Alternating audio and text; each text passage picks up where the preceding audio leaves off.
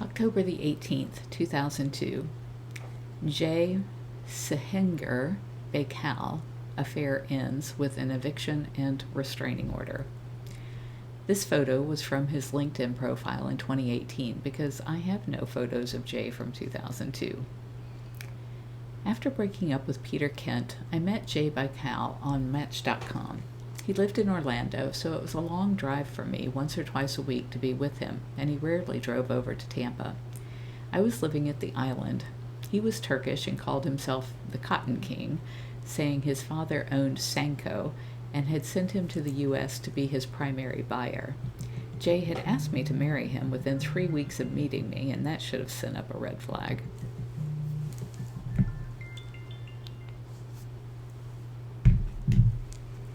I was so impressed that he wanted me to turn the sanctuary over to my daughter and come be with him. I had come to feel that all any man wanted was me for monetary gain. He lavished me in gold and jewels and became increasingly paranoid and jealous. I wouldn't leave the sanctuary, so he moved in with me and brought all of his furniture within a month or so of our meeting, so he would know where I was at night. It got worse, and he started insisting that I not go to work at the sanctuary, and began worrying that my daughter and family were going to come between us. He was very rough with me sexually, and just kept getting weirder and weirder by not letting me leave the house. When he said he'd kill my daughter and family so they wouldn't be a threat to his relationship with me, I knew I had to end it. The only way to make him move out was to file a tenant eviction, even though he paid no rent. He didn't take that well. I got a restraining order after he dragged me by the hair with a 9mm Glock pistol to my head. It took that much violence to get the order. I waited until he was out of the house and had the locks on the house and the gate changed. When he called me screaming, I told him that I'd ship his furniture back to his house in Orlando on my own tab, but I never wanted to see him again. I told him that threatening to kill my family was the last straw. I'd put up with a lot, but I wasn't going to be with someone who would hurt them.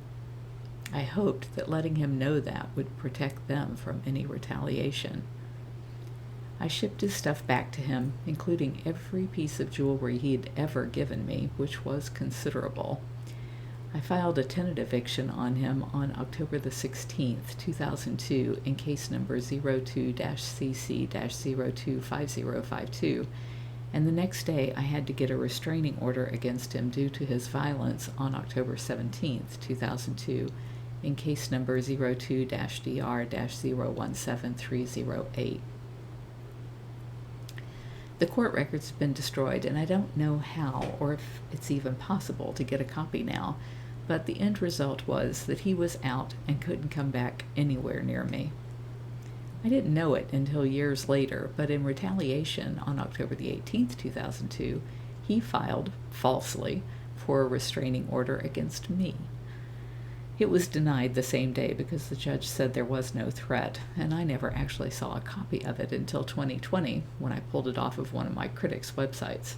I guess he figured it would be a lasting way to cast doubt on my integrity and innocence.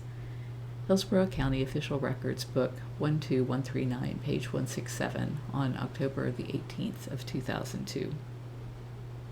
And this shows the restraining order. And then in my diary, I list his phone number, his home phone number, and his cell phone number, but I'm not going to put that online. A 2006 background check showed that he had been arrested on May 5th, 1993, in case number D753712 in Horry, South Carolina, on felony charges, which were dropped in 1995. No further information is available on the report.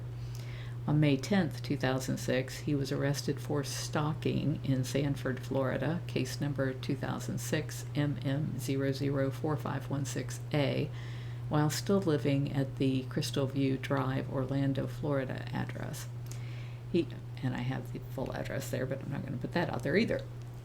He had some charges for drug possession and traffic violations since then as well. Not exactly a credible witness against me.